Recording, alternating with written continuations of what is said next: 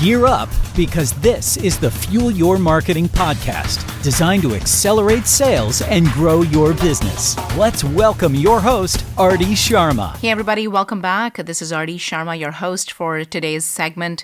My intent today is to talk about sales funnels, sales analysis, because at the end of the day, your digital marketing strategy is as good as your sales funnel, because marketing does drive sales. And if you're not going to do a good enough job of, tying the two, it just might be a futile effort. And my intent today is to help you kind of connect the dots between your digital marketing strategy and your sales funnel. So lately, we've been working on something to help improve and streamline our sales funnel here at Measure Marketing, and it's really gotten me thinking about how to keep an eye on this essential part of our business while keeping track of all the other factors that go into our business, our client success, our operations, financials, and employee satisfaction. But you can't ignore the funnel, right? At the end of the day, if you are an entrepreneur, you're a business owner, you're a sales manager, you're VP of sales, it's what will keep us, our companies, and our employees that rely on us, right? So it's our job to spot any leakages that happen in our sales pipeline or our sales processes before they sink us.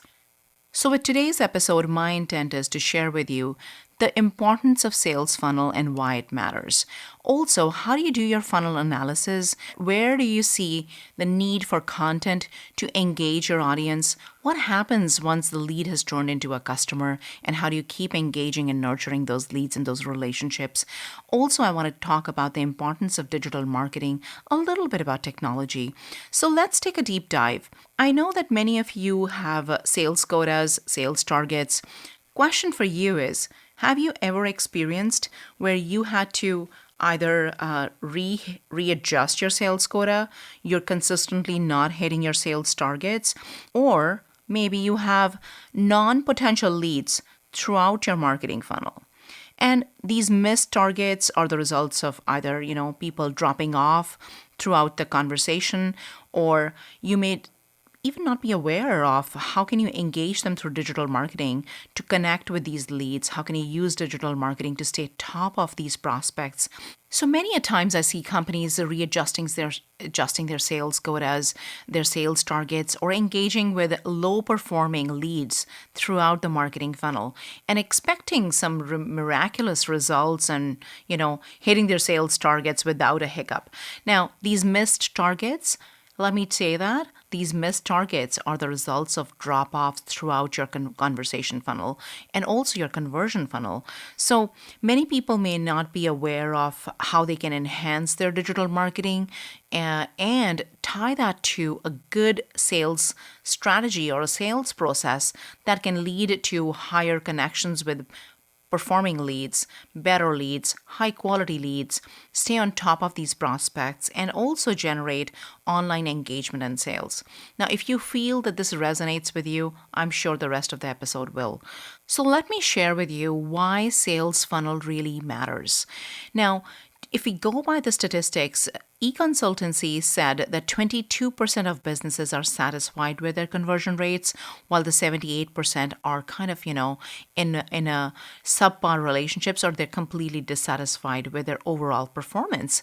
Now, streamlined and engaging sales funnel could help solve that problem. But how do you get to that, right? A sales funnel really helps organizations accomplish not just their sales goals, but also other variety of goals. So that brings me to a topic of how a funnel can impact not just your sales, but also post-sales customer relationships. It could also have an impact on your overall customer experience and upselling. So if you've been leaving money on the table and you've been losing money on upselling, I think sales funnel and revisiting that sales funnel is so critical. Now, a good fully thought through sales funnel can help you in a variety of different manners, right? Number one, it can attract a community that may not be familiar with your business. So you could possibly bring in more top of the funnel leads. It could also engage your existing leads, your existing list of people, potential customers, an audience who knows and understands your business a little bit. But you know what? They know enough to be dangerous, and they're not kind of trusting you as much. But having a great sales funnel, the right messaging in your sales funnel, that can turn these kind of, I'd say, detractors into, more engaged and attract them into your funnel. So sales funnels or any sort of funnel also allows for you to educate your potential customers who would like to make a purchase of your product or service. And I may have said this before, but an educated customer really is a delight to work with, because now you're not spending a whole lot of time convincing them about the value you bring to their product or their service or their company. Instead, you're focusing on creating more strategies, developing them, and developing those relationships. So sales funnels and funnels in general have a lot of benefits. And once, imagine, you have a lead or potential lead who's not as engaged or is not as trusting of your product and services. And eventually, as a result of a great sales funnel, you've moved them from a lead to a customer. It is so rewarding. And eventually, what I see most companies fail is once they've become a customer, they stop nurturing them in the funnel. Who knows? They may need an additional service that'll have a major impact on their business. But if you haven't even talked about it, if you haven't even sold them on that, or you've not even mentioned it to them, guess what? Maybe your competitor will identify that need and bring it to them and their attention. And the end result is your customer doesn't feel as if you've got their best interest in mind. So many a times, I've seen sales teams, to get that sale, skip a sales process and or a sales step, and that is not followed through. Sometimes it is a hit, sometimes it's a miss. It happens with me, it happens with many other colleagues that I speak to. And guess what happens during that process? We end up losing on the sale most of the times. Now, similar thing could happen with your online sales funnel. If you're kind of rushing people through your sales funnel to get to that purchase without getting them engaged, you may actually have a sales funnel which is not converting. And that's not what you want to do. So that was kind of a nutshell about what is the sales funnel and why it really matters. So let's take a look at where do you start? As I promised, I'm going to be bringing you some steps in the process. The first step that I think to identify where is the leakage is to get an analysis of your sales funnel. Now, if you do not have a sales funnel, I invite you to take a look at your sales process, write down all the steps that you do in order for you to engage a potential prospect into a lead, into a customer. Right? So document all those steps, because those steps will identify what is the framework for your sales funnel online using technology, automation tools, etc. So with digital marketing, as I mentioned, digital marketing strategy is only as strong as your sales funnel. Conducting a thorough, in-depth funnel analysis is going to be the first step that will give you the insights as to where your prospects are, where are they dropping out, what kind of potential leads that you're working on which may not be more meaningful, or maybe these are the right kind of leads, but your approach and your messaging needs a kind of a tweak or a change, because you don't want people dropping out of your sales funnel. And again, this insight you will only get when you have itemized and listed your sales process and also looked at when in your face-to-face sales process people kind of move away or they do not make a decision, so that now what kind of funnel do you need to further engage them, what kind of content, resources, and tools do you need to build that trust a little bit more so that they can move to the next step of the sales process. Now, a funnel analysis, again, as I said, it doesn't have to be something very sophisticated. All you can do is it's simply a method that provides more like a tangible way to measure and visualize, how prospects are really moving through your sales process, and what kind of choices and steps coordinate with an ideal way you would want your sales process to really kind of come into effect or function and get you the desired results. So by providing the clear percentages on, what percentage of my sales leads move to the discovery session, or, for example, to the proposal stage, and post proposal, what's my conversion rate. So those metrics are important. And if you haven't been measuring, I really invite you to kind of start monitoring those metrics, because that allows for you to also kind of automate and look at your sales funnel to say, okay, we need to build this kind of content to engage from step 2 to step 3, or step 3 to step 4, and what happens post sale, etc., etc. So there could be a sophisticated funnel analysis that we could also do for you, and look at your current sales process. We do work with a lot of sales coaches in order to bring them, and with our expertise in digital marketing, we've done automation for other companies. So if you're looking for that that analysis, reach out to me, no problem. But at the end of the day, this is something very simple. You could lead in and kind of get your numbers together, get your process together, write down on a piece of paper one fine morning with your cup of coffee, and that's where it could be a starting point. So once you've got your funnel analysis down, the next step is to identify where are the drop-offs happening. Meaning, when you meet with people, you connect with them, they want to know about your services, and you give them a pitch, and after that, you never hear from them, right? That's a drop off for me.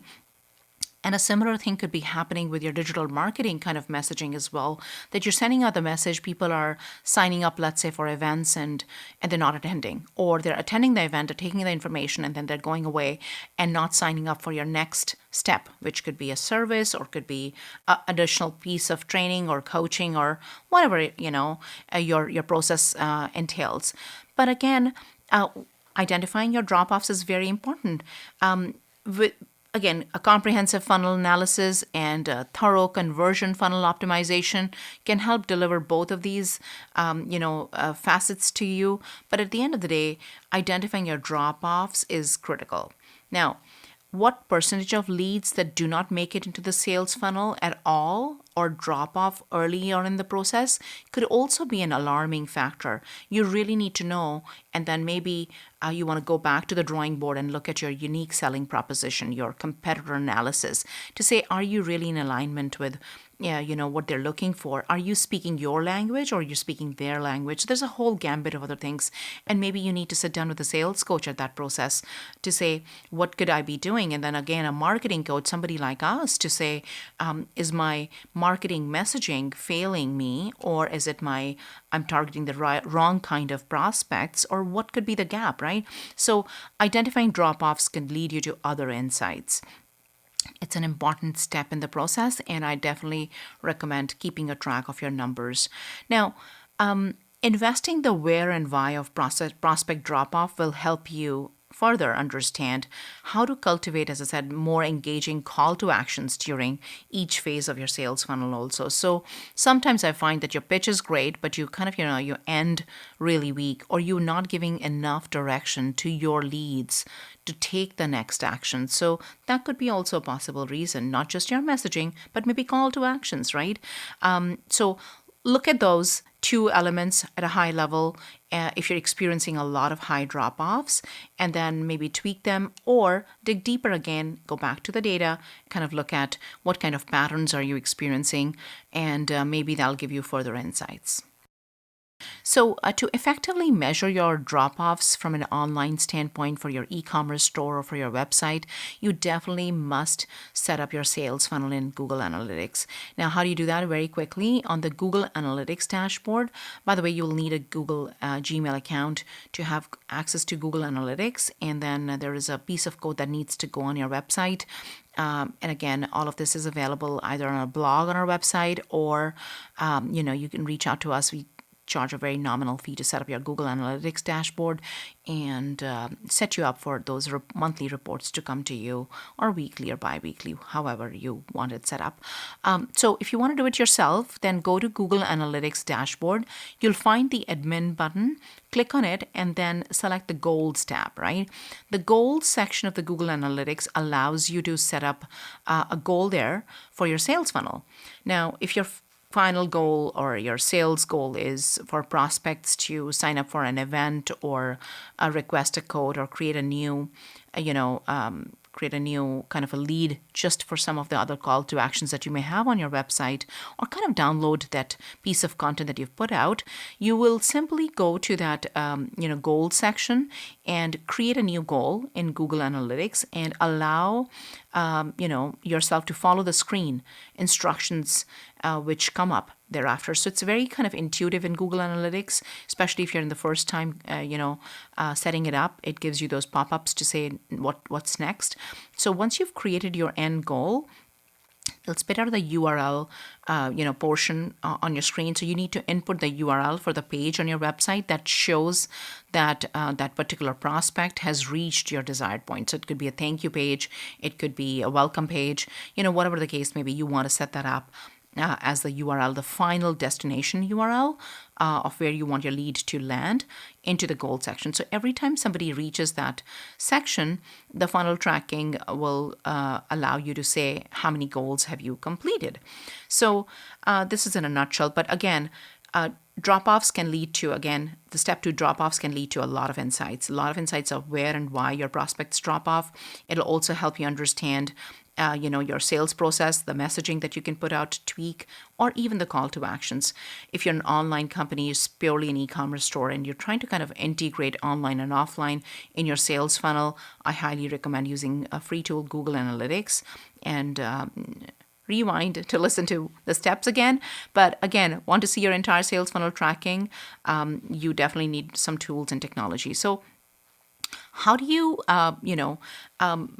get to that engagement and that conversion rates in your sales funnel? And sales funnel allows you to not just kind of measure where people are, but also allows you to see if you have a sophisticated tool. I know that MailChimp offers some sort of autoresponders, but that's not a sales funnel. When I'm talking about sales funnel, I'm talking about tools like SharpSpring. I'm talking about HubSpot. I'm talking about, Infusionsoft or, Active Campaign and these kind of CRM and marketing automation tools. So if you don't have any of these or other tools that you can find, there's so many now available, reach out. I mean, we definitely do specialize in marketing automation and setting up a sales funnel. So at the end of the day, you want to make sure that your sales funnel is set up in a manner to increase engagement and conversion rates, right? Now you've got the handle on your drop-offs. You're going to tweak that.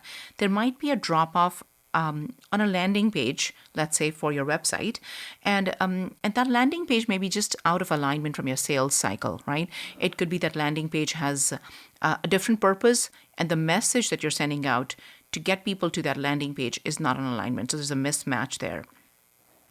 And you want to make sure that, you create a landing page for your website and within your sales funnel so that these landing pages are tracking the user behavior again in Google Analytics to say, are they dropping off on that landing page? Are they taking any action? You can even track in Google Analytics the events, right?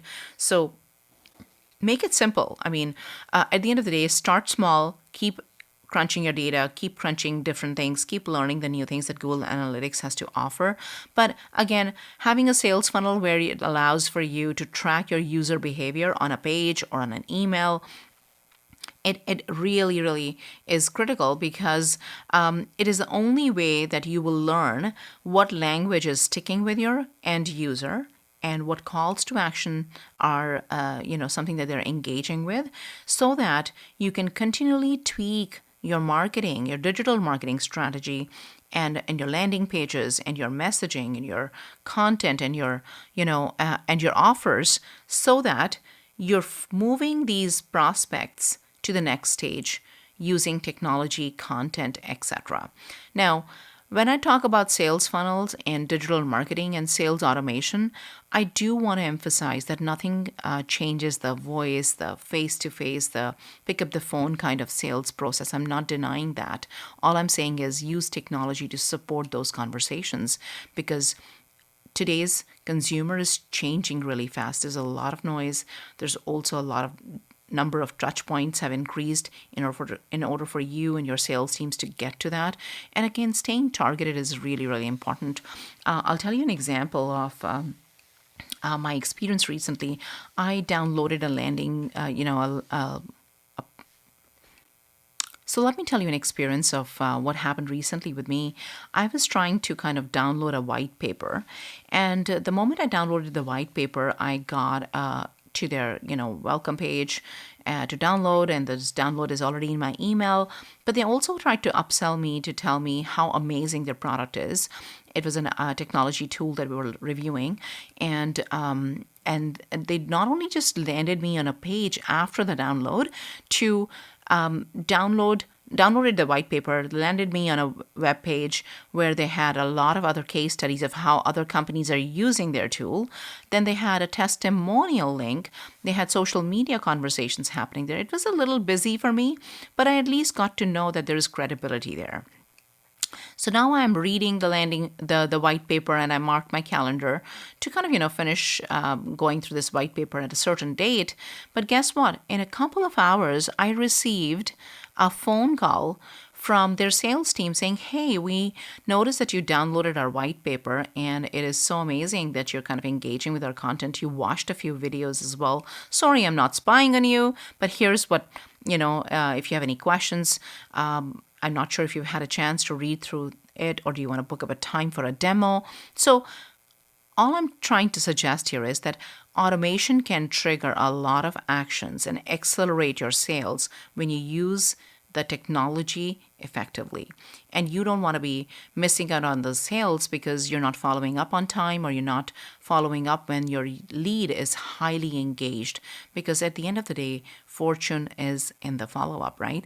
So make sure that you consider your call to actions, make sure you consider your technology, make sure you consider your messaging, and you also train your sales teams to use the sales funnel more effectively. So if you're getting plenty of traffic to your landing page but very few conversions from there could be several reasons for this, and that's one of the gaps that I'm talking about in sales leakage, right? It could be that your offering doesn't solve either a problem or a pain point for your customer or potential customers.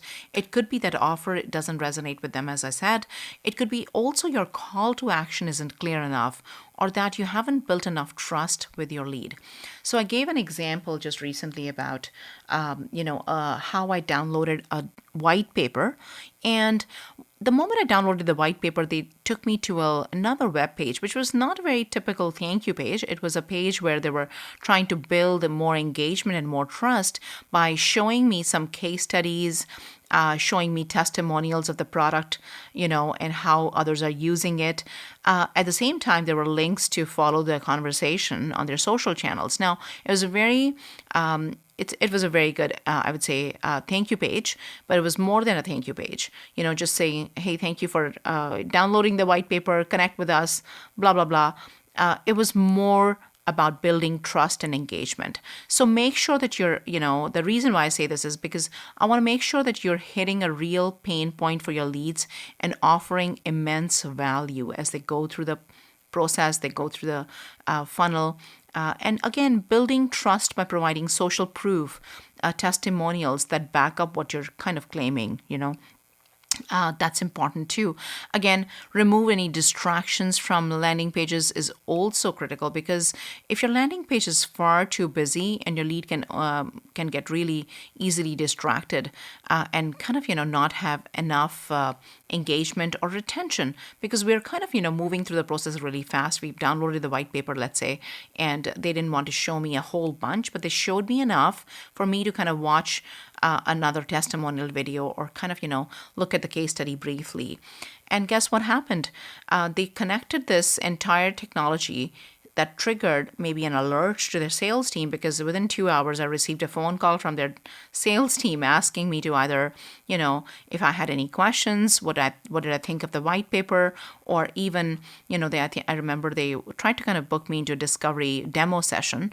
And it was very easy process that they may have done for their sales team on a repeatable basis, right? So you want to kind of look at technology, digital marketing, and your sales process together in tandem, because you don't want to be kind of have them in their own silos. You want to make sure that they're integrated well enough for your sales team to leverage technology to follow up faster, because at the end of the day, fortune is in the follow up, right? So if your leads are dropping off in the trial stage, or if their leads are dropping off, at a certain page where they're not going to the checkout, or their leads are dropping off on a web page where they come to the home page but they don't stay very much and engage in the inside pages, they're all part of your sales process drop off, right? So again, make it as quick and easy as possible for your leads to convert. Remove the distractions, and I would heavily recommend that if you're using a web form, for example, limit the number of fields to 2 or 3 and don't overcomplicate it, because it's a friction. And if you're asking them to sign up for maybe a trial, don't ask for their credit card details. If it's a free trial, definitely not. That puts me off, and I'm sure that puts other people on the web off, because if it's a free trial, then it's supposed to be a free trial. And make sure they're aware of how easy your cancellation procedure is after the free trial, and maybe in your sales process after the free trial, you have to nurture them to make it compelling and appealing for them to give you their credit card, because trust me, you will have lesser customer service issues. You will have higher customer retention when you're transparent in that process. So in conclusion, getting people to your page is just the first step in someone's journey to becoming your customer. And it is so important that you remember that it's a series of steps, not just one big change that brings them to being your customer. And another way to look at this process is as building a bridge of some sorts, right? Each step of the process is a piece of that bridge, and if any part of that bridge has a hole in it, then that lead can get to the other side and become a customer. So how do you measure that? Where are the leakages? Where are the holes? It's through Google Analytics. And analytics, if you will, are the engineers that make sure that bridge stays healthy and helps identify problems as they arise. Now, you and your team are the construction crew that fix those problems. So go out there, put on your hard hats, and get that funnel into shape so your leads can cross that bridge and become happy, rewarding customers. Thank you for listening to the Fuel Your Marketing podcast. For more episodes, visit www.fuelyourmarketing.com.